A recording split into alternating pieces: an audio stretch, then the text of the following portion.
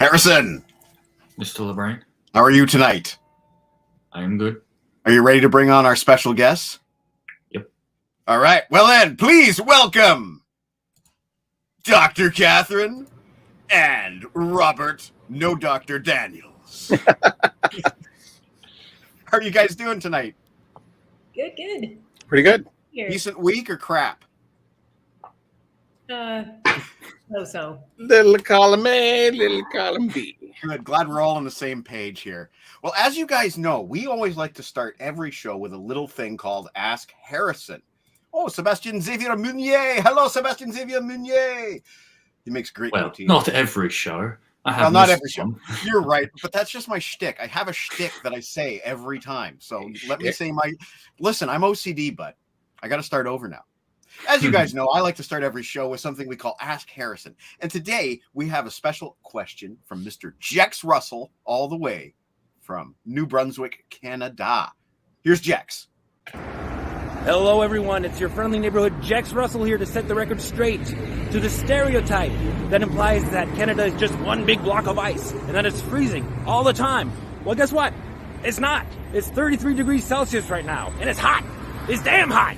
You got a window? Open it. Hey, bonus brownie points to whoever can figure out that movie quote. All right, Harrison, my brother from down under. How you doing? So, got a little question for you. About a treat that comes from your neck of the woods. A little something called fairy bread. Fairy bread. Have you heard of it? And if so, what can you tell us about this mysterious snack? That's it for me, guys. Have yourselves a great show. Jex out. Peace out, Jex. So what's the story with fairy bread, Harrison? It is a dessert item in Australia where you take bread and you put butter and then you put like these sprinkles, you can Candy sprinkle sprinkles. Yes. It's And also is it- disgusting. Do children like it, though? Yes, but children are not known for their rational judgment and emotional maturity in most cases. Oh, come on, Harrison. We were all children once. Yes, I'm speaking from experience here. Jex also had a question for the group, though, there. Rob, Rob, I don't know if you caught the quote, but he had a movie quote. You want to know if we could identify it? I know what the movie quote is. Does anybody else know what it is? I'm clueless. Okay. It's on it's from Good Morning Vietnam, where Robin Williams is making his morning traffic report or weather report. And he goes, "You got a window? Open it. It's hot. It's damn hot." I told Jex. So hot. So I'm doing a little crotch pot cooking. I told Jex that this would be the guy that that got it. There you go. I'm right. Okay, so tonight, folks, I know Kathryn and I are going to be talking about Lego. I assume Harrison's going to be doing Lego because it's Harrison. I'm not sure 100% what Rob's got going on here. But to do something just different, because I don't usually start, I'm going to start this time because I'm going to be going rather quickly. So I'm going to start with some unboxings here. I'm going to let you guys... I'm leaving right now. Rob, thank you for putting up with me. But it's your choice. What do you guys want me to start with? Amazon Prime, Amazon.com, or Marco Doria? Ooh, that's my address. Marco Doria. How about none? We're going to get through them all eventually. Yeah, let's start with Prime. Okay. Hang on. I know there's a new release in here that Harrison's very excited about, but this one here is the new release that he's very excited about. This is the new Hollywood Vampires featuring lead vocalist, kind of the name, you might know him, Alice Cooper. There's Joe Perry on lead guitar, Johnny Depp on rhythm guitar. Is this like a super group? It is a super group. It actually started as an Alice Cooper kind of solo project where he was doing a covers album, and it evolved into this Hollywood Vampires. And I love these guys. Rhythm section. You ready for this? Duff McKagan and Matt Sorum, a.k.a. Guns N' Roses. They've got the Guns N' Roses rhythm section on this album. This is live in where exactly? Rio. They're live in Rio. This is not their first double live album. Nope. Harrison and I have their first double live album on the Japanese import of Rise, but I'm expecting this to be just as good. Oh, wow. Special guests, Lizzie Hale from Hailstorm, Andreas Kisser from Sepultura, and Zach Starkey, son of Ringo. There's some big deal going on here. Ringo. It's the sun. Okay, this one's cool too. Blame Durling. Blame Durling. We often do. Blame Durling. He says, Blame Mike, you need some Durling. Y&T in your collection. And I said, okay, what's a really good greatest hits that has all the songs I like? And he said, this one. So let's see if he's right. Don't know. I know Mean Streak. I know Don't Stop Running, Summertime Girls, Contagious, Don't Be Afraid of the Dark. I think we're good. That's all the songs I know. Kathryn, do you remember Y&T? No. Okay. There you go. And a gift from Okay. Marco. But before you continue, Y&T, what does it stand for? Yesterday and today. Durling. Oh, wow. We've got comments. Durling is the expert. There's Jax. Hello. Thanks for doing that, Jax. And Sebastian Xavier Munier is also congratulating you. We have Chris Preston in the house. You're a good guy, Mr. Preston. And thank you. I appreciate that. From Marco Doria, he sent me a surprise. And Tim Durling spoiled the surprise. But as you know, Marco interviewed Spenny with me, 2 weeks ago? And I say Marco interviewed Spenny because that guy, he knows everything about wrestling. But he sent me this because he knows I'm starting down the road of the 8-track tape. Oh, And get out of town. Thick as a Brick by Jethro Tull, released in the year of my birth. This is now an album that I own on 3 formats, which is not something, and Chris Preston is backing us on the Hollywood Vampires here, by the way. This is not something that I have often in my collection, something in 3 formats simultaneously. But here it is. I've got it on vinyl and CD. I am attempting to try for Star Trek the Motion Picture in 3 formats. I've got it on album, I've got it on CD. I want to see if I can get it on either cassette or 8-track. Grant and Chris are having a laugh at my expense here. This is my 3rd 8-track tape. My first one came from Jeff Steven many years ago, and you can't really Kiss Alive. And then I recently acquired Led Zeppelin 4 from Maxi Axe's garage sale. So this is now my 3rd 8-track tape. All right, well, that's it for my first turn. I'll start with the Lego on my second turn. Over to the mad Lego man, Harrison Cobb. Yes, Mike, your astute brain correctly deduced that there will be Lego shown off today by me. So for my first round, I was going to go through some of the more recent acquisitions. So this first one is the Pirate Snub Fighter from The Mandalorian Season 3. Oh, very recent. Yes, this is the most recent of the acquisitions. I like this design a fair bit. It's a bit flat. It could probably use a fin at the top, but I like it very much. See, I don't even remember that craft. I remember the episode. I don't think Dr. Kathryn's even gotten that far in Mando yet. This season 3. Nope, didn't bother with season 3. Well, we could get into that, but perhaps we won't. Sorry, there's no spoilers in finding out that there's a pirate craft in it. Except to say that I think they're focusing more on pirates going forward. I think. Anyway. Well, yeah. Like I said, we could go off all night on Mando, but I'm not going to. Also, this one's not as recent, but it still counts. This very nice Delta 7B. I had the original 2002 version, and it was great. It was one of my favorites. Yeah. Is that with Obi-Wan? Yeah, it did come with Obi-Wan. You're just using Obi-Wan elsewhere right now? Yeah, I'm using his parts also. I've got I plugged in R4 for this one. R4, stay with the ship. Well, where the hell else is he going to go? Yeah, it wasn't until I actually got this model that I developed more of an appreciation for the design of the Delta 7. You know what, Harrison? That is so similar to the original 2002 version. Like, it is bang on. The original 2002 version, if I recall correctly, had flat wings. No. No, they were identical to what you see there. They were on hinges. They were? Okay. I was going to say, Chris, I know you have Pyromania on all 4. I knew that.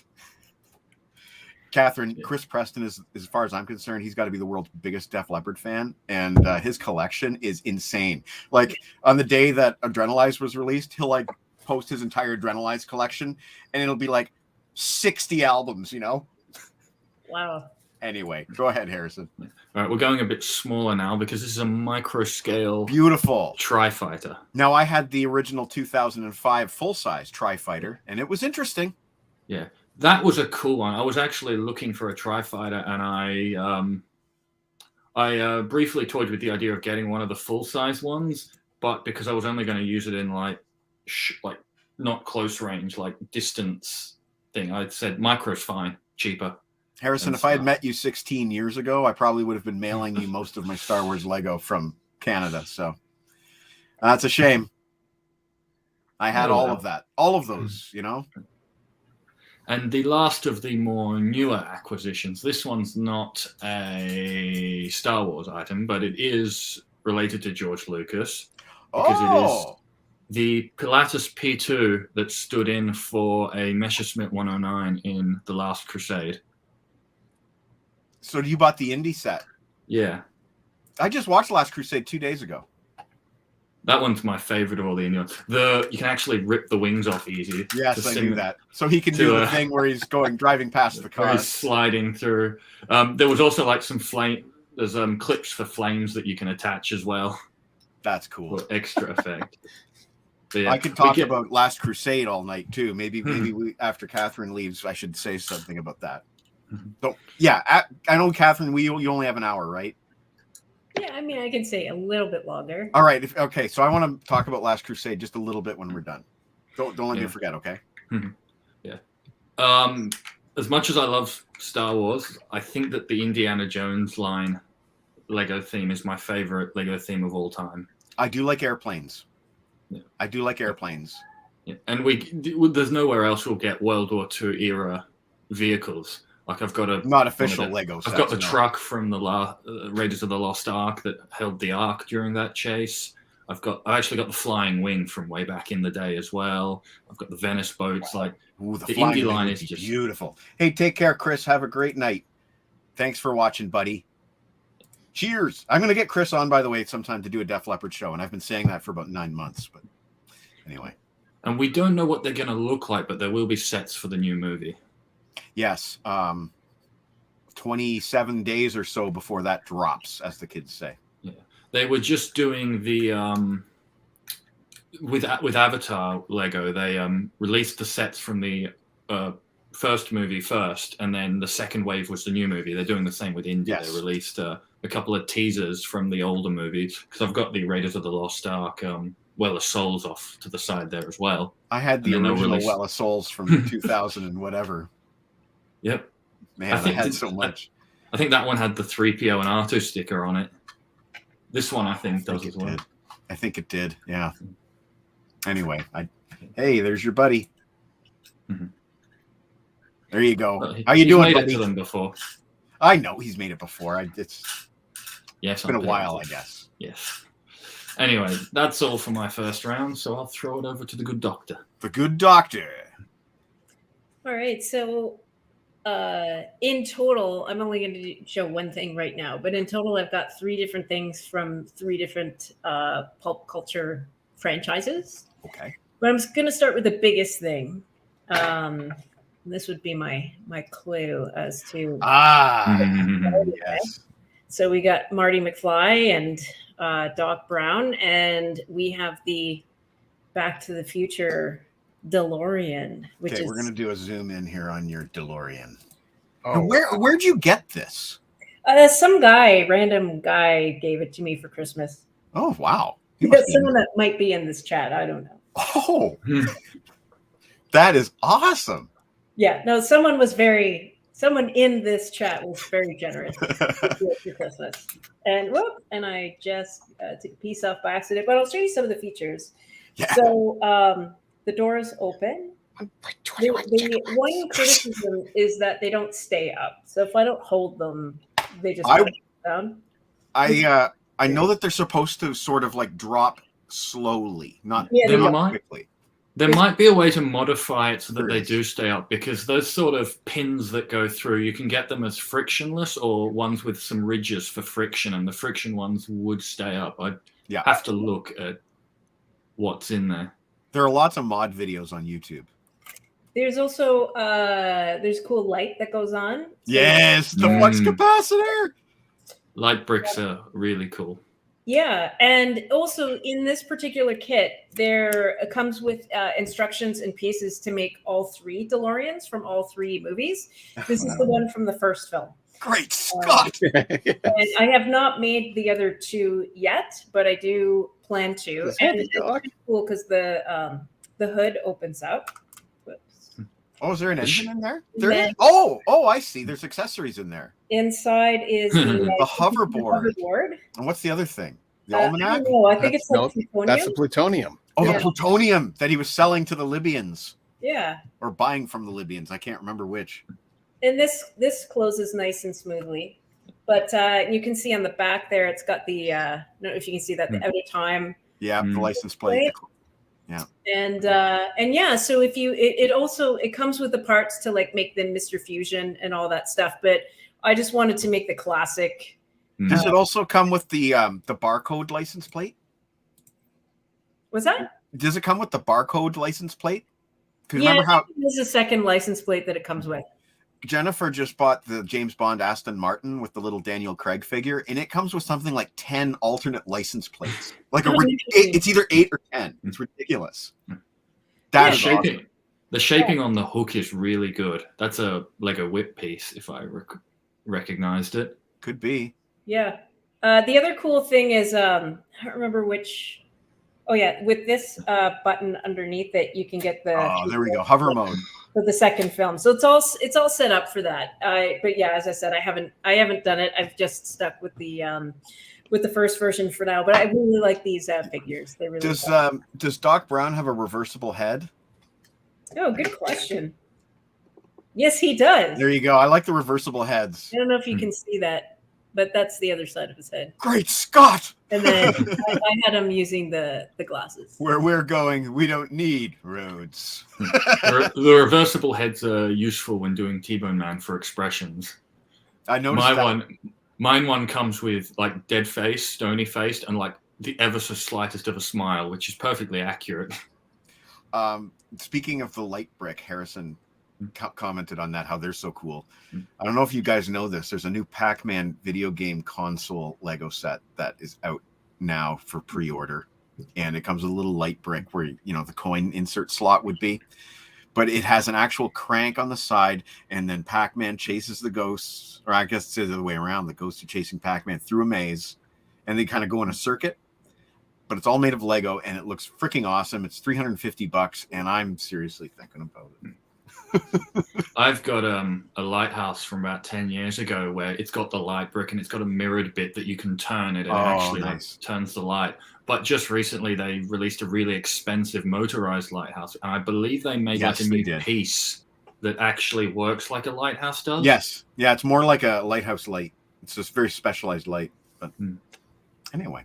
Robert Daniels! It is now your turn. Where'd Gimli go?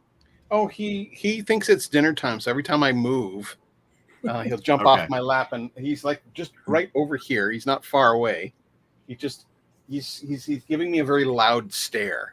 I will just say that much. Anyway, Harrison, I couldn't help but notice how similar your Starfighter is to the die-cast model that I have of of an Imperial Star Destroyer. Our cousin Jeffrey had that. Funny you should mention a Star Destroyer. I can grab a Lego one if you'd like to compare. Oh yes, I have a story. One actually. minute. You'd know. Okay. While Harrison is off, you know Andrew, right? Andy Chernko, yeah. Yes. Well, he collects Star Wars Lego, and he had his niece over one time, and they allowed her to stand in the room and look. Oh, that's awesome. That is cool.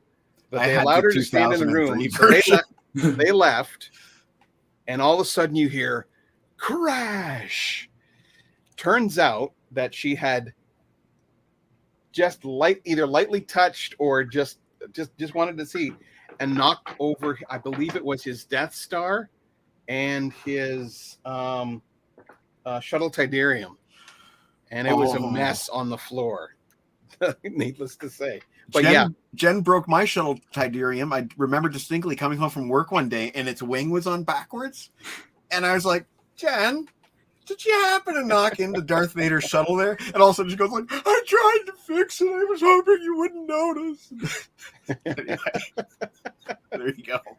But yeah, that's a really cool Star Destroyer. I wish I had gotten into the Star Wars Lego.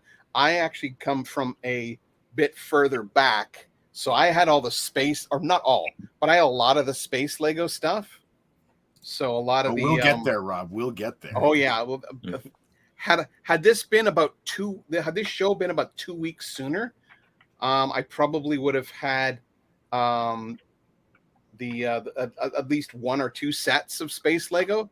But my mom finally took them over to my nephew, my great nephew Thomas, and so now they're moving on to the next generation. Well, there's nothing wrong with that. He's referring to Jon Snow, who was just checking in, who looks like Richard Dreyfuss. Rob, it's nice that they're going on to the next generation, but dang for the timing. The timing. I know. Yeah. Sorry to steal your thunder with that Star Destroyer, Rob. No, I didn't mean to. I wasn't even going to show it off today, but then you brought up a Star Destroyer. So well, the thing is that I was just noticing how similar the Starfighter looks to like it looks like a mini Star Destroyer. That was just something that I know. That's an ISD-1, correct, from A New Hope? Yeah. That was when the diecast came out, was for the first Star Wars. Yeah, there was a whole bunch of but I wanted either the Star Destroyer or the TIE Bomber. The TIE Bomber is the hardest to find. We had the Falcon and the Snowspeeder. The Snowspeeder was great. The Falcon was too, but the Snowspeeder was really great. About 2007, they released these mini diecast ones. Yeah. But they're nothing like what Rob had. I had the Micro Machines, but they just became too small for what I was looking for. So I just the bits got quite loose too. Yeah, I was going to say they're very bendy. If you move it around, the wings shake. I had a number of the Star Trek ones, and the nacelles were very, very, very flimsy. I have one. I happened to find one. Let's see if it's here. One Micro Machine left. Oh, here it is. And that is the Y. Oop, there goes my camera. Okay, everything's fine. We'll cut to commercial. Yeah, it's all right. Everything's fine. Everything's fine here. How are you? We're fine here now. Everything's fine. Everything's fine here. How are you? Boring conversation anyway. Okay, so yeah. Oh, my camera's just a little bit down here. Adjust. There we go. All right. So what I had was the Y-wing. Beauty of the Micro Machine. It is tiny. I've got very that one tiny, around and you can somewhere. see the neck. It looks like it's had some flex to it, maybe. Yeah, kind of. And the diecast Y-wing was something that I wouldn't have minded either because it was rare too. Yeah. So, but what I'm going to show off is something that I said. I am not a huge fan of the Black Series of figures. I think they are a bane to collectors. I think that they price themselves out of what the Star Wars was originally meant. Yes. I could go to frickin' Dutch Boy and pick up a Star Wars figure for $2.99. Yes, that's $3. That was back in 70. Well, okay, I'll 81, 82, yeah. That kind of thing. So, I completely turned my back on kind of Star Wars collecting, though I do have an IG-11 and a Mandalorian's figure back there. But this was the one I wanted more than anything because I absolutely love the game of Dark Forces. Yes, I wanted a Dark Trooper. Yeah, I wanted desperately a Dark Trooper, and that was the yes. Dinner is coming shortly, about 5 minutes. So as soon as my turn is over, I will go feed you. Okay, how about that?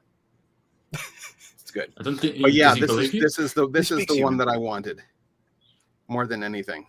And as soon as and when Mike said, "Oh yeah, I'm going down to to Toys R Us to pick up such and such. Oh, and I found this and this and this. I'm like, you took the one that I wanted. So I don't collect them anymore though, so I'm off the market. And it's what you said. Yeah, about the price. but to be honest, that is probably the only Black Series figure I will ever buy in my entire life, unless they do a really good version of Mando. I have not seen one that I particularly want. But if they do one, I may pick it up. But that would be the only one. All right, my beef with my Mando figure. I have the Beskar armor Mando. Yep. He can't wear his cape and his backpack at the same time. The backpack and the cape, because the cape is like not a rigid plastic, but it's a flexible plastic, but not flexible enough to get out of the way of his rocket, so it's useless. Yeah. And I have a number of Boba Fett's. I'll send you some pictures later. I'll send you some DM pictures, Scott.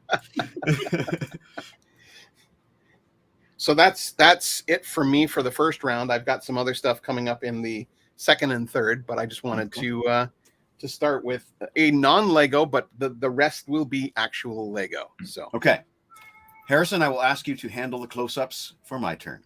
Yes. Now, first of all, I will be right back. I have a cat to feed. There's a set that Rob alluded to earlier, or a line that Rob alluded to earlier, called Lego Space. And last year, for the 90th anniversary of Lego, they did a brand new version of the Galaxy Explorer. Now I ordered son of a gun. Son of a gun. But wanted that desperately. Look, this is how there was a receipt stuck to the box, and it ripped the box. Not that I'm not a mint in box collector when it comes to Lego, but still, like, let me do the reckon. Now the story behind the Galaxy Explorer is, in 1979, young Mike was at his grandparents' house building his brand new Lego set, which was one of the early space sets. And there's some pictures in here. Here we go. I had this little, can you see that little scout craft there? Sort of, it's not I know it's fuzzy. A little scout craft there. I remember building that in my grandparents' kitchen that Christmas. And the next day, I got together with my good buddy Bob Shipper. Bob Shipper got the medium-sized craft that you see there at the top of the page. I had the small, he had the medium, but nobody in the neighborhood had the Galaxy Explorer, the big one that came with the base and everything else. Nobody had the Galaxy Explorer. It was the thing of dreams, unacquirable.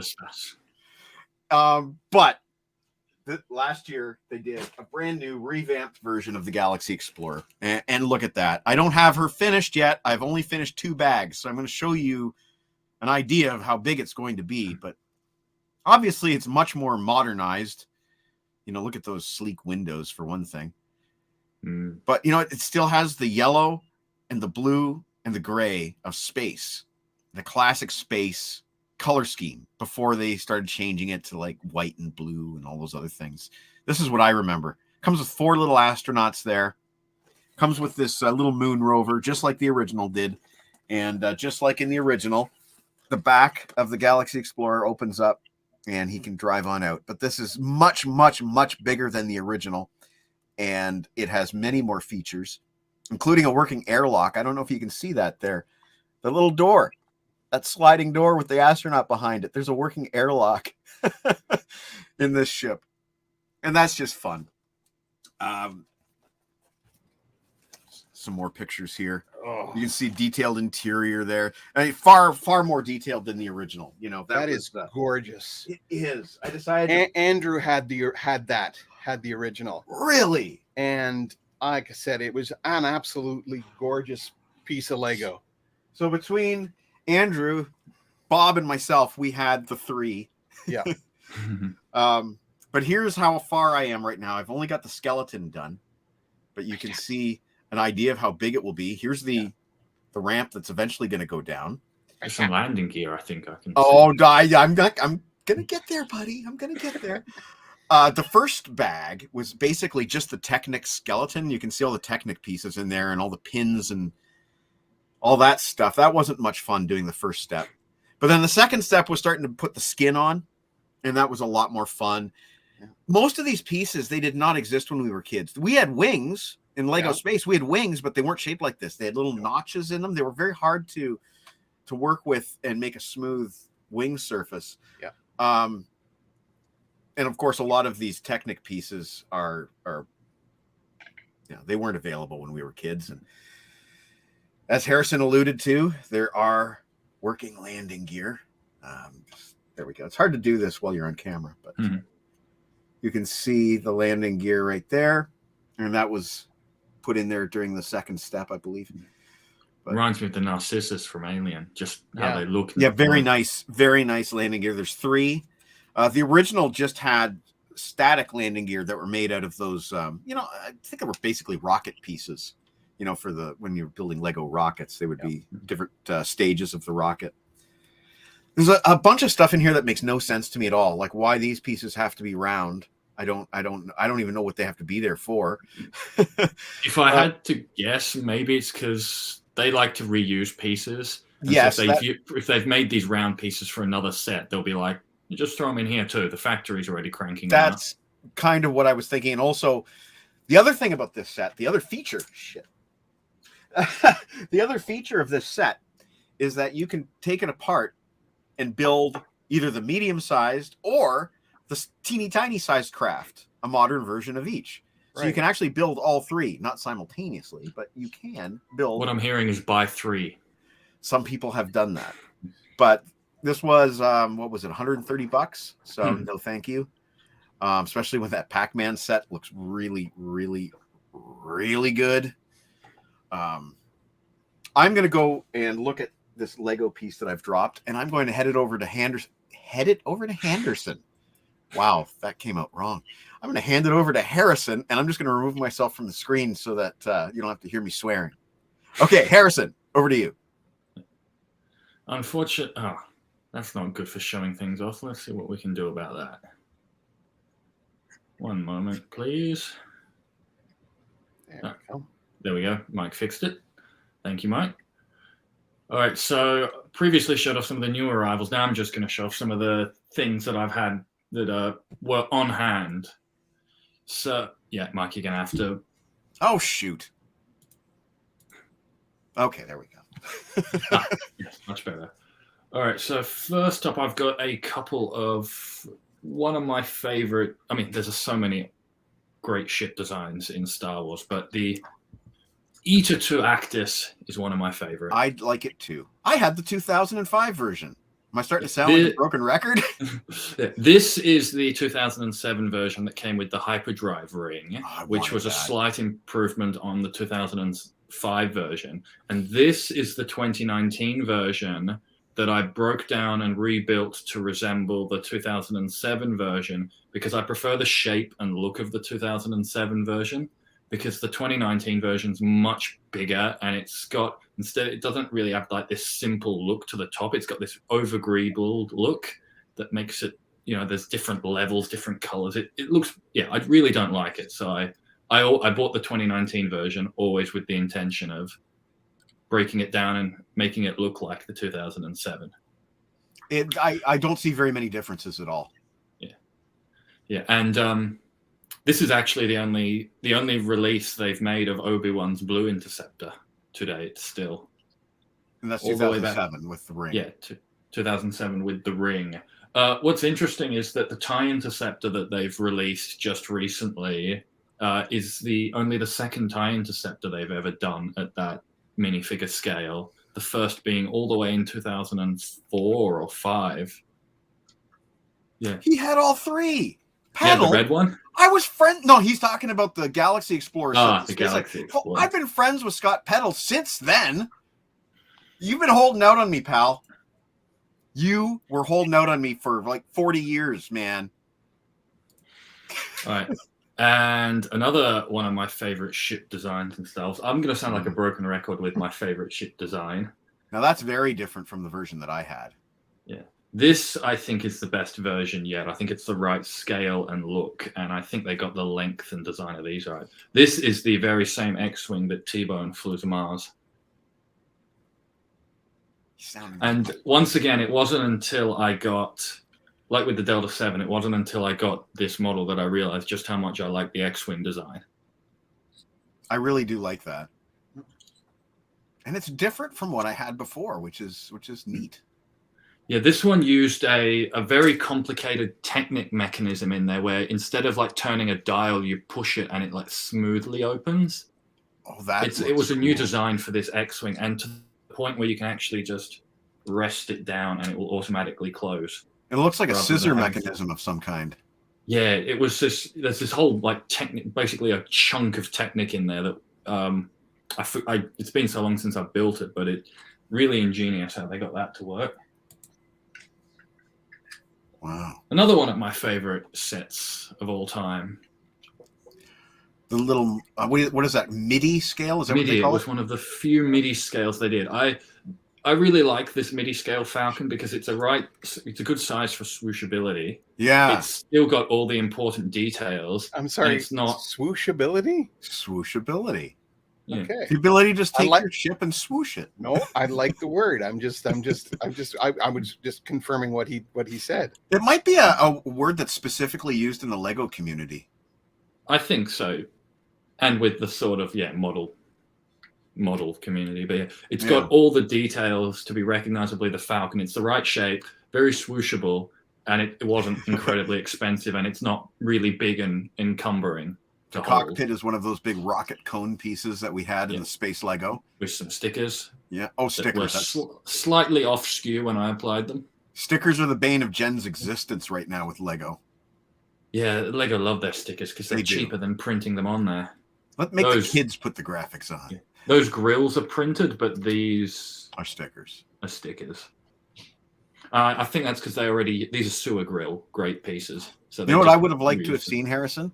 I would have liked to have seen something inserted into those gun barrels because I think the gun barrels are a tad short. The top quad. Oh, these. The quad. Oh, cannons. yeah. On the regular scale Falcon, obviously they've got them, but yeah, they are sort of limited by. You can only do so much at that scale. Yeah, I really like the MIDI scale. There's a MIDI scale Star Destroyer. I was tossing up whether I wanted to get it or not, but then I bought the big thing, so that the question is moot. Yeah. And lastly, for this round, this isn't a Star Wars spaceship, but you may recognize this from Captain Marvel. Oh, Captain Marvel. Okay. This is the quad jet that they flew to space. Yeah.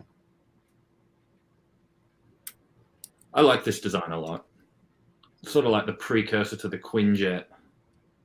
Yeah, I like those rocket pods on the side. Who does it come with? What figures does it come with? It came with Captain Marvel, Talos, I think Goose. Definitely Goose, and I think Fury. Oh, yeah. I think I gotta get something with a Fury figure in it. I just need to have a Samuel L. Jackson Lego, you know? I have it's Jen's, but we have a Daniel Craig. I mean, that's pretty cool. All right, so that's everything for my second round. All right, back over to Dr. Kathryn. Yeah, so I'm going to go in a completely different direction than all the space stuff we've been doing. And I'm a little bit cheap. So I don't like spending hundreds of dollars on Lego sets. No, that's why people give them to you. Is why. That's right.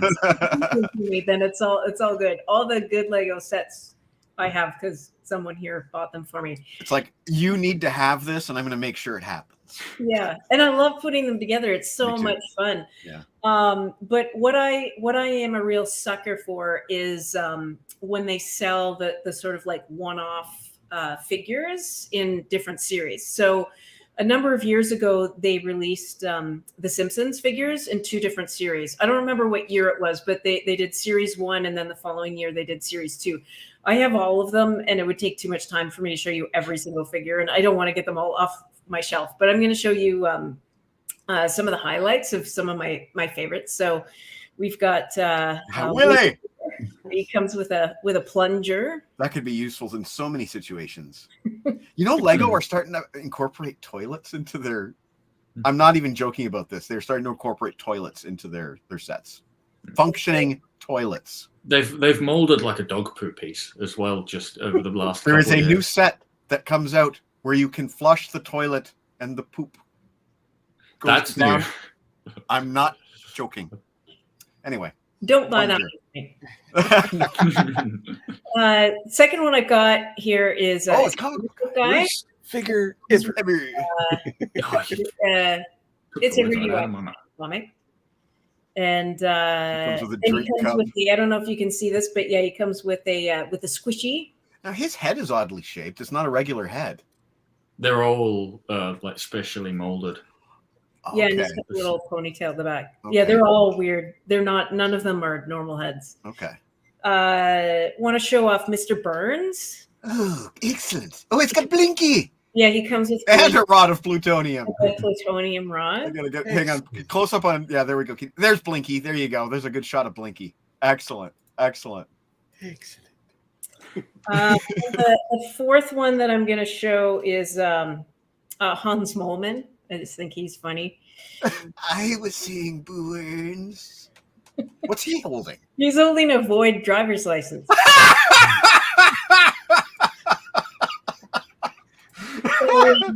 Now, is that specific to an episode, or is that just character specific? Oh yeah, he lost his driver's license in at least one episode. well, So At least once. I think I had all three. the main one I remember is the Patty and Selma episode where Otto's trying to get his bus license back, and she cancels his Okay, so that's an episode. Moleman's license. Yeah. yeah, and I have all the ones from series 1 and series 2, but for those of you that don't know how these are sold, they're sold in packages. Blind bags. See what they are. So at the time these were for sale, they were $4.99 each, and initially I was like, well, I'm just going to buy a handful of them and then I'll be good. But then of course, you look at the characters and you want more and you want all of them, but you don't want to waste a ton of money because you can't see them, and you could waste and I'm sure that's the point. Waste a ton of money trying to complete your set. So I did a bunch of research on how can I save my money and figure out like what's in the package. And so there's this system, and I used it and it worked flawlessly. Why I have the entire series, and I only got I think 2 doubles, and that was because I didn't have the system yet. It sounds like you're counting cards in Vegas. Yeah. So Because there's like a set amount in each box, yes, there is. Yeah. and they're like in specific places. So if the kids haven't got to them and messed them up yet, you can work out, all right, that's going to be that one. That's going to be that one. Oh, that's not my system, but Oh, I'm sure these that days, it's I like will that. briefly explain my system. So it's a several stage process.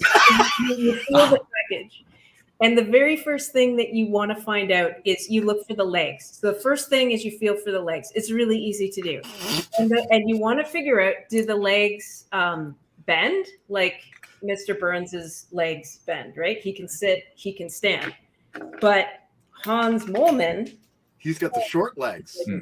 He's got the hobbit legs. So they are fixed. So the first thing you want to do is immediately you can eliminate it down to 50% in terms of whose legs bends and who don't. Just like the old game, Guess Who? Yeah. So if they don't bend, it means it's a child. So it's Bart or Lisa or Milhouse or it's Hans Moleman. Or Itchy. I think Itchy's in there too. Yes, sorry, yes. Itchy and Scratchy, and you're right. Itchy's don't, but I think Scratchy's bend.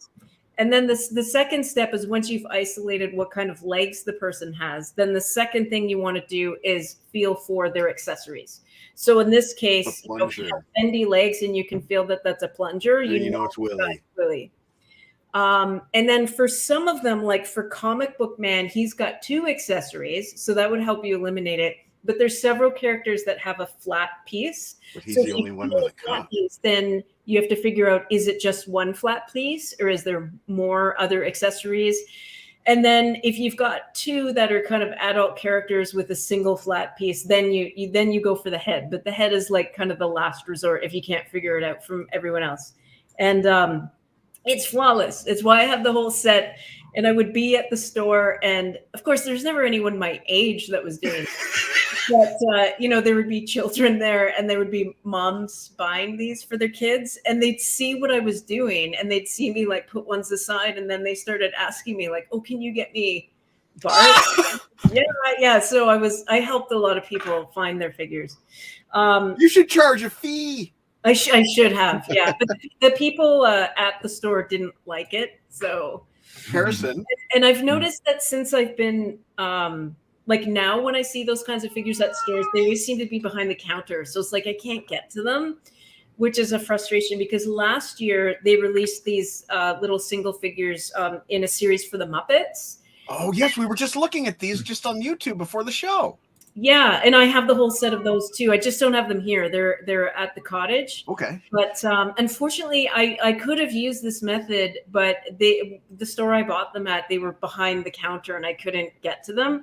So I ended up having a lot of luck. And I only had one double, and then it was down to like 3 characters I didn't have yet.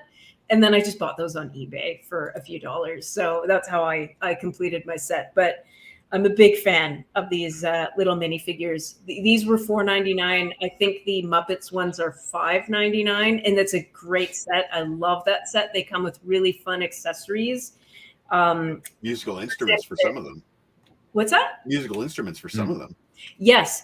Like Animal comes with a drum kit, which is really, really cool. Yeah.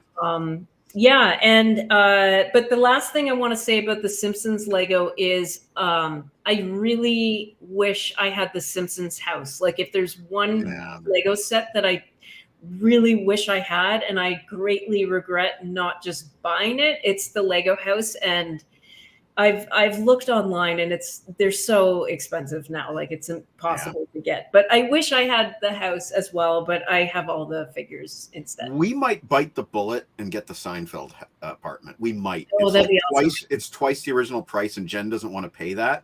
Yeah. But it's either that or buying a used one, and I've never bought used Lego. So, but Harrison, what I was going to say, can we use Dr. Kathryn perhaps and write an episode of T-Bone Man with a villain called Dr. K, who is stealing all the special Legos, and she must be stopped by Didn't we do T-Bone that Man. already, though? Yeah, but let's do a new version of that with Dr. K as the villain. We'll introduce Dr. K as a villain. Why not? Why do all of our friends have to be heroes? We can have some of them be villains. And somebody who's a doctor is a natural for a villain because they already have the doctor part of the name. Harrison, it's a stroke of genius, bud. You've got the Lego person already. We're writing in Dr. Kathryn as a villain, and she starts out by being not stealing, but she's like taking all these Legos and selling them on eBay for thousands and thousands of dollars, and there's kids crying in the streets and at Christmas time, and they're like, "Mommy, I wanted Homer," and there's no Homers or whatever. So what's come to her house and whack her over the head with a guitar? Listen, we'll get there. She'll have a superpower. We'll work on it. We have time. Maybe she has a Schnauzer army. She did when she was a kid. So Dr. Evil K, there you go. See, everybody's into this idea. A good. Ooh. Except Scott spelt my name wrong. He did, but that's okay. I'll forgive him. He's probably typing on a phone while he's at work. So, anyways, is that your turn? That's my turn. Yeah, I'm done. Okay, so Harrison, we are going to put a pin in this. Okay. All right. Okay. And also very quick addendum to the minifigure series. The collectible minifigure series often get a lot more budget allocated than to a minifigure in a regular set. So you'll often see they sometimes have dual molded pieces where there's like 2 colors of plastic rather than one color and it printed. And they also get a lot more print budget. Like if you look at Falcon as Captain America from the Marvel series, his arms and his legs and his body is just plastered in prints. That's true, and I watch a lot of YouTube about Lego, and yeah, I recommend that. Anyways, back to Rob. Okay, I'm sorry, I just have this vision in my head of Dr. Kathryn in Toys R Us or wherever, carefully manipulating the bags to see. Oh yes, this is Homer. Okay. It kind of reminds me of that character in Clerks who's like inspecting the eggs. And there's It's not like you schnauzers can hold them up to the light. Yeah, I Cordoning think off she's the got a aisle. schnauzer army. I think. Yeah. Listen, we're gonna do this, okay, bud? We'll talk about this. Yeah, she can cordon off the area with guard schnauzers Oh, to make Actually, sure this nobody is- comes in. that brings back a really good memory, man. We used to play Lego in the front yard. I We don't used to- remember that. We made one summer. We made an entire fleet of different ships. We basically used virtually every single brick that we owned and made a fleet of like 30 ships. And I remember we had a massive war in the front yard. Me and my siblings, we did it in the backyard. We had this glass table, big glass table, but the problem was that there was an apricot tree right above it. So in summer, all the apricots would fall onto the tree. They'd get rotten. So whenever we wanted to play Lego out in the backyard, we had to clean off the table of all these rotten apricots. And they did not smell good. I can not imagine they would. So Happiness is asking if he can use Dr. K as a villain in his version of our stories as well. He's doing a noir version of T-Bone Man.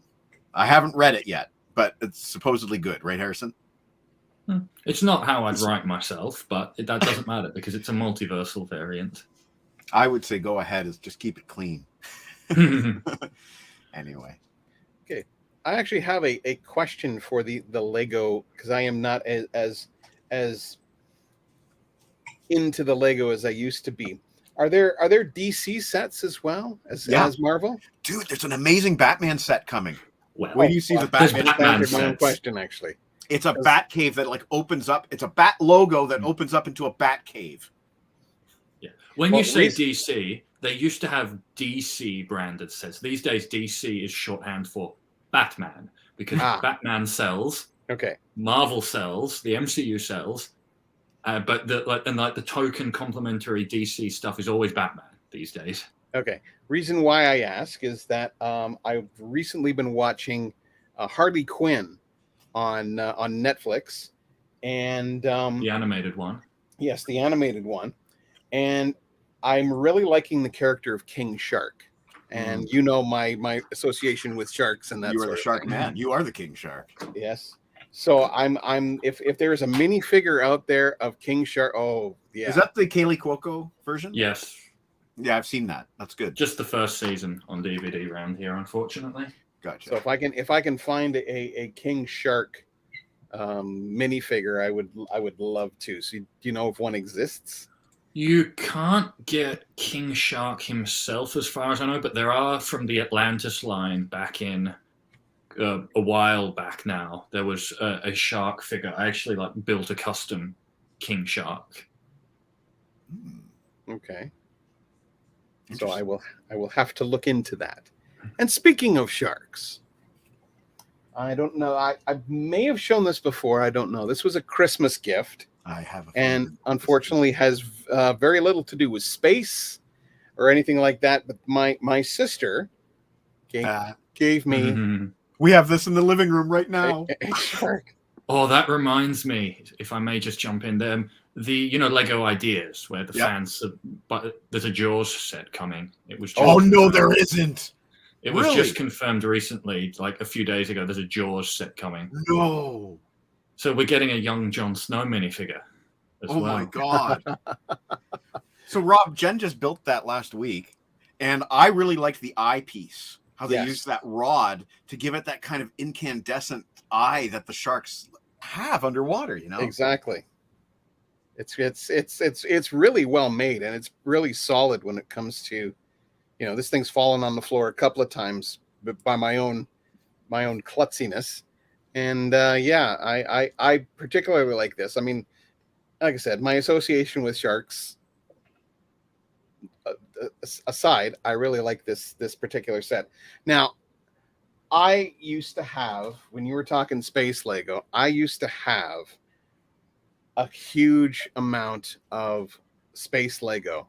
Yeah. And for some reason I ended up with two of the small scout ships of the LL 426 or whatever it was. I had the LL426. And I had two of those, and I had like a moon rover, and I had one with a I had a car with, or a moon car with a little satellite dish on the back, and all of these sets. And like I said, I know they're going to a good place with my great nephew, but for every once in a while I go, maybe I should have held on to them, but you know what? Like I said, I know where they're going. They're going to the next generation of builders. We'll just say that. There you go. So well, that's fine. But yeah, I was just one of the things I do want to remember was it wasn't just Lego that I would use my mom created a moonscape out of paper mache. She put it on a piece of plywood, and it was fantastic because I could set up a base that my dad had built me, and I could land all my ships there. And for some reason, I can't remember what. Oh no, wait a minute! It was an Avon thing. It was a satellite that was a bottle of shampoo, and it was so cool because it had. I wish I still had it. It was a satellite. You could actually stick the solar panels on the side. You could stick the little dish on the top, and once the bottle of shampoo was all used and that sort of thing. So that became part of the Lego set as well, because it was the satellite. And then what you could do is you could take the box and you could modify it to look like a computer console. So you had on the screen the satellite dish or the satellite, and you could be kind of watching it from your base. It was the coolest thing. So I was really cool. It was really cool to be able to incorporate those into the space Lego sets. Yeah. I was really, I wish I had been able to get it before the show tonight, but I got I wanted to pick up a space Lego shirt with the symbol on it. Yeah. But the closest I have here, I don't know if you can see it because I'm Catapon currently, but I have I have a symbol very close. Oh, I see. You've got the planet with the rings. Yeah, planet with the rings. I get it. That's actually from a series called Final Space. So, but it was very close to that look. But yeah, I saw it oddly enough on TeePublic, which you can also get. Grab a Stack of Rocks shirt if you want to pick one up. I would highly recommend that, because that was going to be my order. It was going to be a Grab a Stack of Rocks shirt, and then I saw the Space Lego one, and I went, I got to get that one too. Yeah. And then I thought, and then I said to myself, I'm not going to get it in time. And so it was disappointing, but it'll next time. And thanks for plugging the shirts. Hey, no problem. No problem at all. So that's my second set. Okay. And then I have a third set, which I'll come back to in my third round. Okay. Hey, Jen, we're ready for the Spice Girls. Now I'm going to see if I can. I'm going to see if I can switch over to having speakers instead of headphones. So that while we wait, I can't show it off because I don't have it here, but I have the Saturn V rocket, the Apollo 13, the Moon Lander. I thought you were going to say you had Spice Girls Lego. No, it's from about the late 2000s. They did actual Saturn V rocket. They did Moon Lander. They did Apollo 13. They had these round bases with the planet print and the name on it and the rocket name, and there were these reflective chrome gold dish pieces that I actually use for symbols whenever I Yes, a friend of mine goes back even further to the first of the space sets. There wasn't even space Lego. Okay. It was just this rocket that Lego had made. Well, that's kind of cool. Yeah, these will be my new symbol pieces. Because the reflective chrome gold is, I don't want to chip it, basically. This is molded, painted gold. All right, so we have some Spice Girls here. We can all remember back in the 90s when we were all looking at these girls from England going, what the hell is going on with them? And, everyone had their own favorite Spice Girl, and everybody had nice jokes. That's who Mike had a crush on, and I thought she was pretty cool. She was pretty pretty easygoing and very in fashion, but I'll show off my Spice Girls. Okay, so like I said, the one that was my favorite was Posh Spice, Victoria Beckham. And here she is here. It was a very basic one. So for someone that's not very familiar with Lego, it was great because, there was very few mistakes I could make on this figure. And she also came with a really cool microphone here. I use a very similar design when doing the microphones I make. Nice. Very cool. Very cool. Then we've got Baby Spice here. Emma, she's pretty cool. She's got her little ponytails and her little lollipop there. She was my least favorite Spice Girl. Mine too. No offense. None. No, I wasn't a big fan of hers.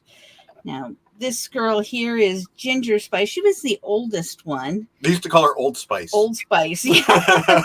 Now, I thought she was kind of strange how she had the blonde here and then she had the red and the brown. Though. That's accurate. It is accurate, but it wasn't something I had fun putting together. But, she had her Union Jack on the front. Yeah, put it more in the center so you can see the Union Jack. Yeah, there we go. There we go. There's her Union Jack. And so, yeah, that was neat. That was 2 pieces. So as long as they were put together, then it worked okay. It wasn't stickers. I've learned in my new experiment with Lego, stickers are evil. We hate stickers. The bane of display has no stickers, by the way. That's neat. Okay, and this was Mike's girl crush. She had a huge crush on Sporty Spice with her little. She's got the head mic here. Yeah. She's got her little microphone there, singing her song to everybody. And oh wait, show the track pants. Show the side. Yeah, she has on her side. Oh, I keep going the wrong way. There we go. She's got little stripes on her sides there, and her little pink. No, there's no pink on her. No, she's orange. There's orange. She's got an orange top. Orange tank toppy kind of thing, and green shoes. Let's get her base out of there. Cool. And this one, wow, I did not like her. No, I didn't either. This was hard to make. This was very hard to make. I mean, if you look at all the little dots and spots on her hair, that was bloody awful. Yeah. And that took two people and about 3 days to get all the pieces in the right spot. All of it put together, but she does have a really cute outfit here. Her animal. Yeah, cheetah. Hey, cheetah. Is that cheetah? I don't know. I think so. It's some sort of an animal, but no animals were harmed in the making of this Lego. None. She's got her little microphone, and everything's all kind of set. Their eyes are all the same. They kind of have like the square and the dot. So it almost looks like they're crying a bit. But her eyes. You could, if you turned them upside down, you could make it look like a teardrop for sure. Well, this one I think you do maybe you have them upside down. I don't know. This one actually is according to the sign. So that one I think I put upside down, but I'm not sure. They're all aimed downwards on the box art. Yeah, and they came with little books of instructions for every person. So this is the instructions for Easy Posh Spice.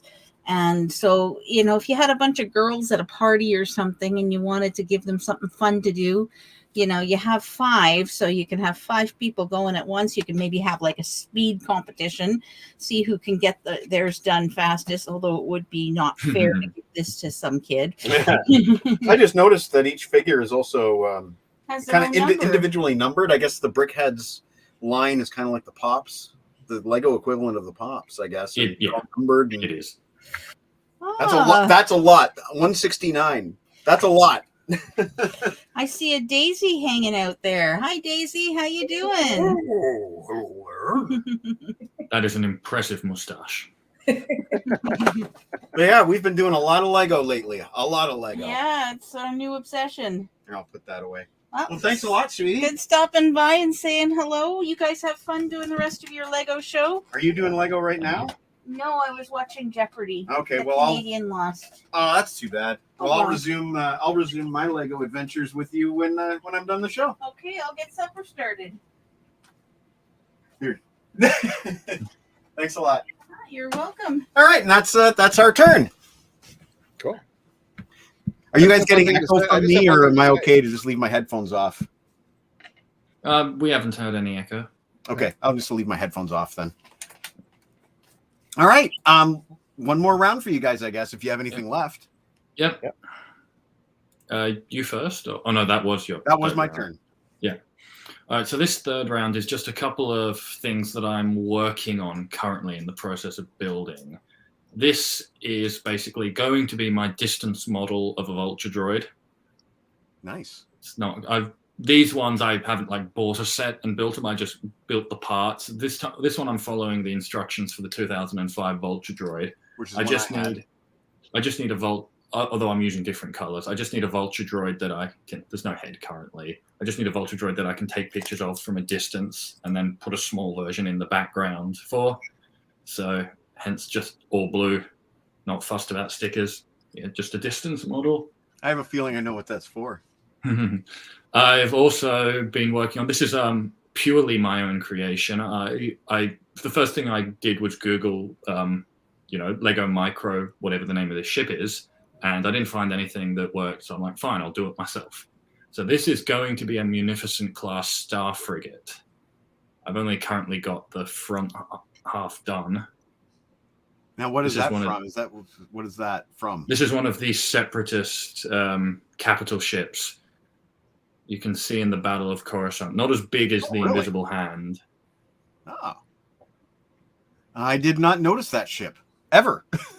They're also in the Clone Wars all over the place. Okay. I need to watch that again.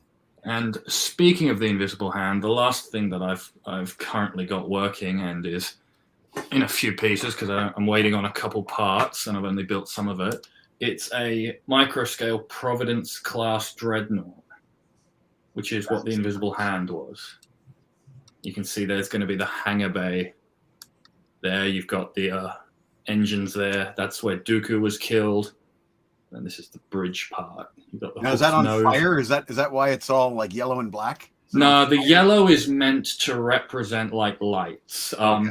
If you see there's like a see-through yellow. That's what they're meant to be, but this part doesn't come in see-through yellow, so I sort of had to settle for regular yellow. I might switch them out for like see-through clear if I can get it. But for now, I'm just still focused. flying half a ship. Yeah, but part of the reason why I haven't got it connected yet is because I believe that this is built such that you can actually plug it together and pull it apart, like in the movie. And the parts you need for that are old parts. So I didn't have them on hand. I had to basically order them in. So I'm still waiting on them. But that's going to be a cool ship when it's done. The yellow and black at the front there, Rob, you know what that reminds me of is the artwork that was done for Jodorowsky's Dune. I think it was Chris Foss who did a lot of the yellow and black striped ships. Yeah, I really love that artwork. I think it was Chris Foss. I hope I got that right. Anyway. Old and I'll just show off the Star Destroyer again while now mine, because it's an impressive ship. Mine looked virtually identical to that. Yeah, yours would have been the 2007 or 2006 version. I bought it when I started working at Rollform, which was 2007, I think. Yeah. It had a slightly different bridge design, and it had an open back at the bridge, but it very similar. No, it had a removable back. Removable. Okay, yeah. I didn't own it, so I was looking. The engines are definitely different. Yeah, they basically, this is exactly how the engines appear in the movie. I Very saw similar, as good as you can do in Lego form, Yeah. You can remove this top bit. Yeah, same as mine. Yeah, it's very similar, Harrison, just that mine kind of represented an Empire Strikes Back version, and it had like an Emperor hologram. This one has Vader's meditation chamber. Oh, you have that stuff too? Yeah, it's a small Emperor hologram. I've got all my Imperials hanging out in there. Actually, mine came with Tarkin too, I think. Yeah. Well, this is just every Imperial I own. I use this destroyer to store my Imperials. You can see there's Veers there, and there's... Man, that is so similar to the way mine was. It really is. Yeah. Just like your other ship, it's got a Technic skeleton, and you built the skeleton first, and you put the skin on underneath, and Yeah. I'm not, I miss the old Lego building style of layers of bricks. I really miss that. It used to be so linear. The instructions, here's a level, and then the next step you do the next level, and then the next step you do the next level, and you built up. And this is so complex now. Like, it's really throwing Jen for a loop because she has not touched Lego in like 30 years. So Yes, the Star Destroyer. and even Harrison's struggling. Oh yeah, I was just trying. I had to wriggle that in, but yeah, the Star Destroyer is such an iconic ship. It is. Wedge.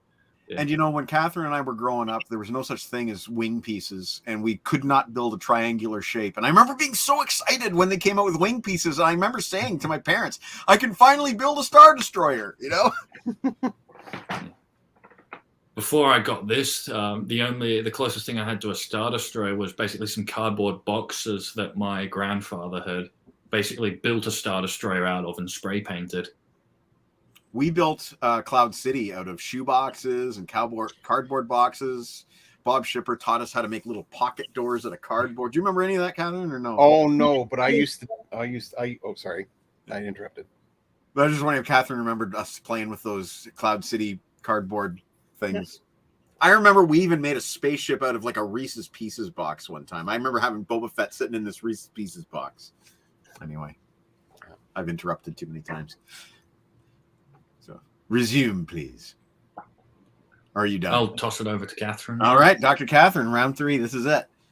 All right, so I'm just going to finish off with these 3 sets that are, I guess, 20 years old now. I think they're from 2003. And I actually forgot that I had them because I had a really cool set of Harry Potter Lego, and I was looking for that and I couldn't find it, but I found these, which I forgot I had. So it was a pleasant little surprise. So I'm going to show these off, and these are 3 sort of mini sets from the movie Return of the Jedi. And so the first one is in Jabba's palace, and we've got Han Solo and Carbonite here, and he like leans forward, and it comes with 3 figures here. We've got Boba Fett, Chewbacca, and the Gamorrean Guard. But I have to say that the Gamorrean Guard is a little bit disappointing. Like, he's no just paint, yeah. It's just like a solid green. He's got a little bit of brown on his side, and that's it. And he's got this oversized axe. Now that was like back in the day. It actually will click into the Jabba's Palace set that I had. I had that, and I had Jabba's Palace, and then there's a second one that goes on the opposite side. You connect all 3 together and get a larger. And R2. That's this one. Yeah. That was at the front door of 3PO and R2. That's right. Yeah, right here. There it is. So those 2 connect to the Jabba's Palace set that I had. They're going to let us in. Oh, there's nobody home. So we've got the 2 toys here and Bib Fortuna, and this thing. Oh, I don't know if you can see that. I'll move this guy out of the way. This thing's kind of cool because it moves like out in kind of. Goodness gracious me! And then this whole door like opens up. Yeah, I really liked that, and it looked great when you connect all the pieces together from all 3 sets.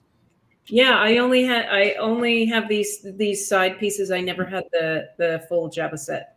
They're because fun I to don't play. like spending money on the expensive sets. I like the cheap one.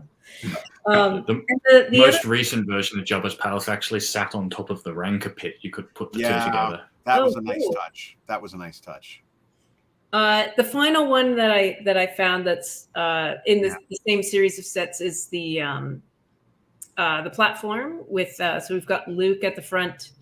And this one comes with, I think, too many figures because you can't really squish them all in here. Well, I sort of did, but it's a little awkward. So you've got 2 stormtroopers and 2 of these Imperial troopers. And the one is, you can see he's holding, maybe you can't see, but he's holding Luke's lightsaber. Just so you know, those old school silver lightsabers are super, super, super coveted by collectors now.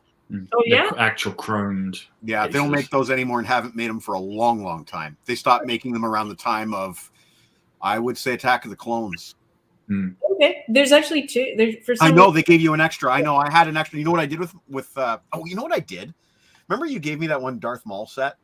Yeah. You know what I did is I ordered an extra red lightsaber blade from Lego.com. Because that set only came with 1. Because in the Tatooine Desert, he's only fighting with 1. But I bought an extra lightsaber blade so that I could do the full duel if I wanted to.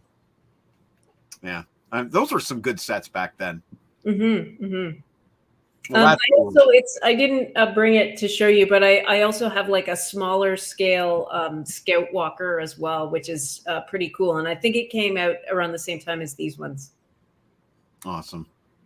All right, Rob, you're up with the last round. Okay, well, Harrison refers to old parts. How old are we talking about here? What year? They were used for a lot. They're sort of like they click in and they hinge, but unlike the modern hinges, these ones are flat, totally flat, so that you can stack bricks on top of them. They're not encumbered by the ones these days with the ratchets or the clips. They're actually taller than a one, so you can't actually build on top of them. Okay, maybe not. No, when we've been talking about all of this, I'm suddenly reminded of a set that I had when I like my first of all, my dad hated Lego. He hated Lego because he would always hear about the horror stories that my uncle would step on my cousin's Lego and hurt his foot and that sort of thing. So I didn't get Lego until much later on. However, I do remember the very first set that I got, and it was an ambulance and a helicopter. There was no figures. They were just the vehicle, and they were just the and this very rudimentary looking helicopter. And I played the hell out of those pieces, to the point where I think I actually at one point it just snapped because of so much use. So yeah, so when you talked about old parts, I went, and then suddenly I went, yeah. I suppose the correct term is superseded parts. Yes, there we go. I mean, this was with the windscreens that were this kind of opaque glass. Yes. Oh yeah, George Balaz stole Bob Shipper's very rare. It was like a 3 slope, it was like 3 long, and George Balaz stole it. There was only one in the entire neighborhood, and all of a sudden it showed up in George Balaz's collection. So I should have answered my own question when I was talking about King Shark and DC, because I am a huge fan of the Lego Batman movie. And so I had to get a set that featured this particular Batman. And the reason why this particular Batman is that he has the utility belt. There was one set I was looking at where the Batman did not have a utility belt. And as a collector, it's important. Yes. You get what you want, as for the utility belt. So yeah, this is part of a set that came out adjacent to Batman, the Lego Batman movie, because I don't remember this particular Joker setup in the movie. Like the balloons. Yeah, with balloons and such. So this is kind of his getaway. I really like the balloons. Yeah. He stole my balloons. Why did he tell me he had one of those things? So yeah, there's this. And then, I mean, of course, the Joker has to have some kind of caper. So there's this, which is... You got to have a vat of acid somewhere. Yeah, a vat of acid with a time bomb connected to it. And if the time runs out, boom. I also like the little computer monitor there. That's cool. Yes, I thought that was particularly interesting. I wonder what version of DOS that's running. It looks like it's playing Tetris. Or if the computer is bricked. Sorry. In any case, that's my final set. I wish I had more, but my great nephew is now the keeper of the bricks at this particular time. and I believe that they've gone to a good place. And as for you, Chris Sarr, you missed a lot of Lego, my friend. So maybe About an hour and 20 minutes. Yeah, about an hour and 20 minutes worth of Lego. So I just wanted to really briefly before we go talk about The Last Crusade, because as you know, they just brought the indie films onto Disney Plus, and I decided to watch. We decided to start with Last Crusade. Yeah, no young Indiana Jones. Where is it? I thought it was coming. I've been reading, and sorry to interrupt, but yeah, no, I want to know.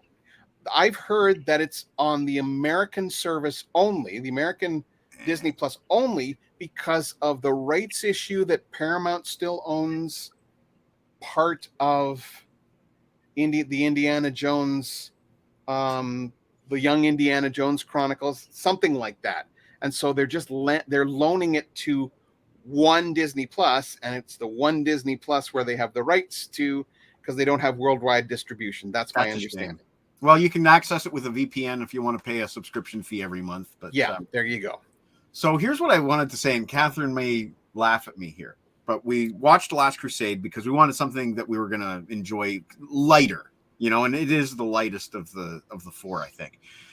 But we get to the end, and Donovan's in the Grail chamber, and the knight says to him that you must choose wisely, because just as the true Grail brings life, the false Grail will take it from you.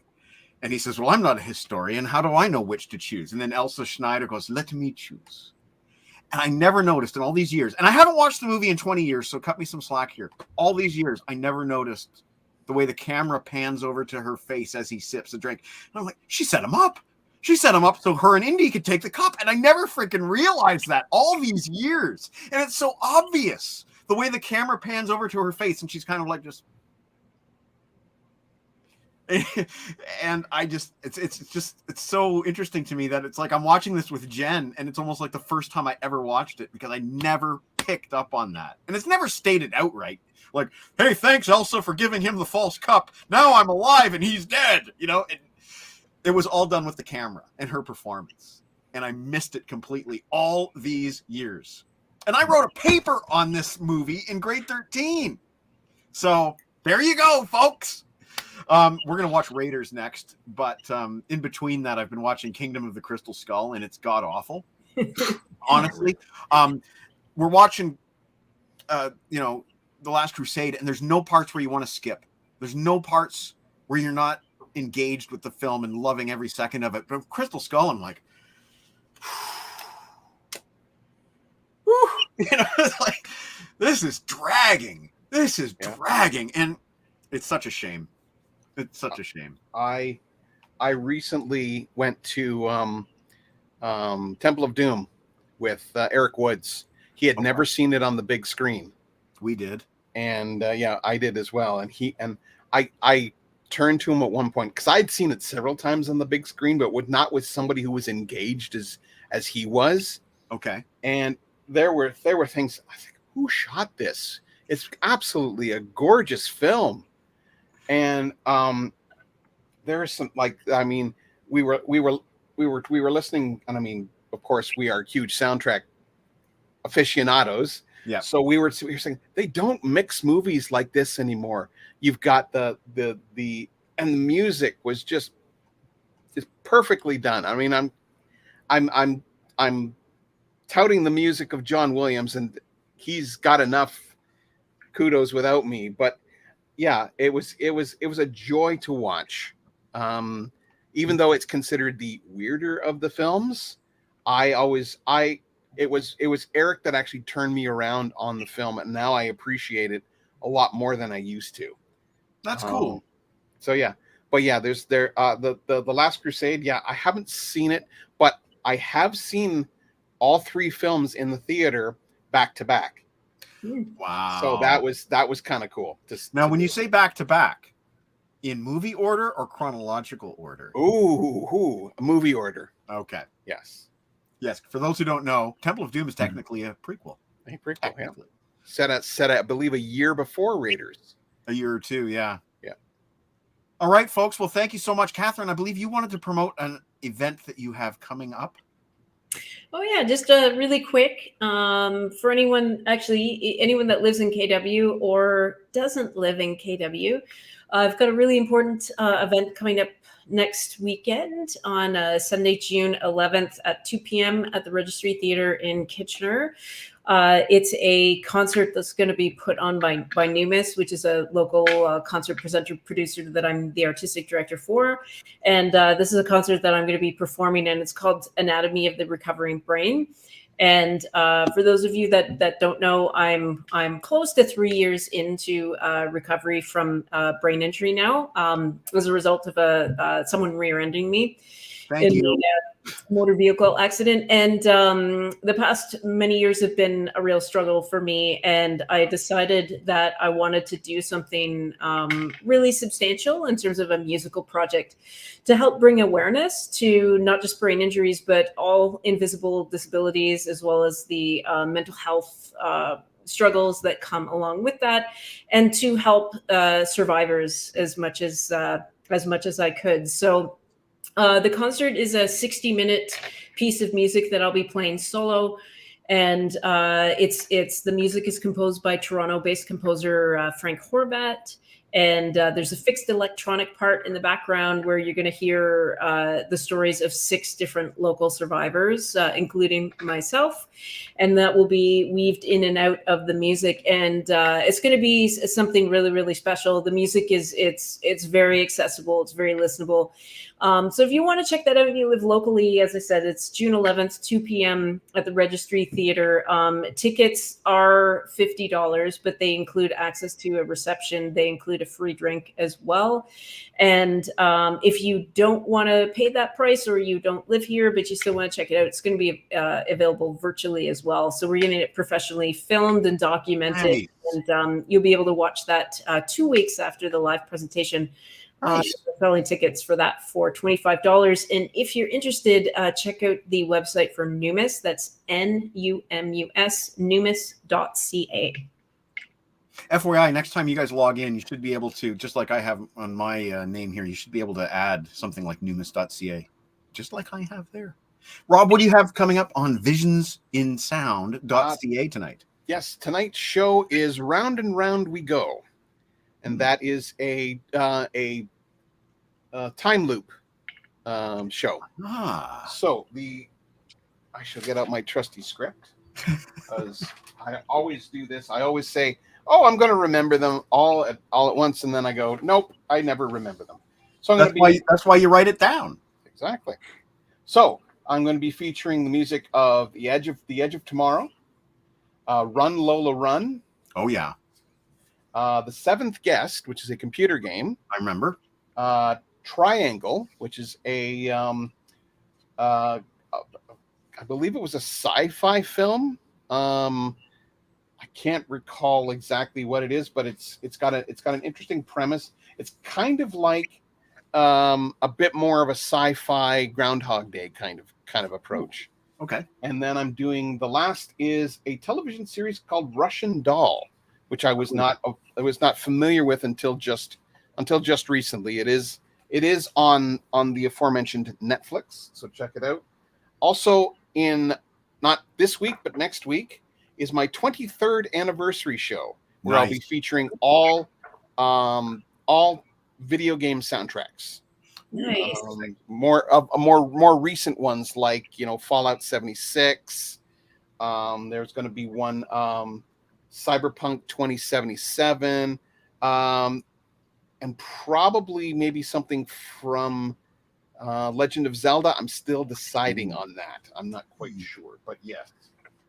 And yeah. Oh, I also recently picked up a live recording of Zelda music. So it was a 30th anniversary concert, which was actually pretty cool. And because I wasn't really into Zelda when I was younger, so getting a chance to listen to this music was really kind of cool.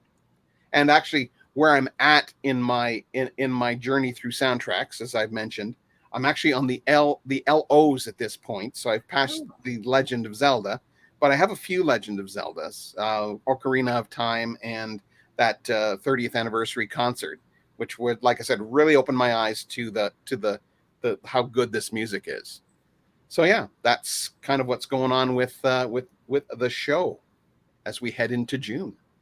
Well, thank you so much, everyone, for joining tonight. Went a little bit longer than I thought, but hey, it was fun. And we didn't even scratch the surface of the Lego in this house. So, we could easily do a part 2 someday down the road. Well, thank you so much. We're going to go out on a song as we always do. And tonight, it's called A Vision in Sound by Mr. T-Bone Erickson. All right, we'll see you guys. Have a good one. Ciao. Bye. Right. Yeah.